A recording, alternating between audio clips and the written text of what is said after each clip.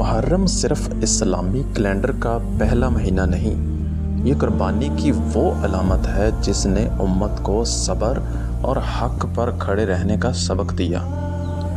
Karbala में पानी कम था मगर हौसले बुलंद थे, जिस्म जख्मी थे मगर ईमान सलामत था।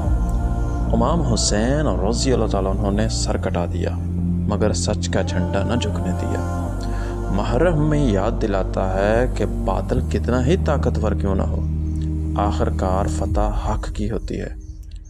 आज भी अगर तुम्हें लगता है कि तुम हक पर हो मगर अकेले हो, तो याद रखो कि करबला के मैदान में भी हक तन्हा ही था लेकिन सरखरू हुआ।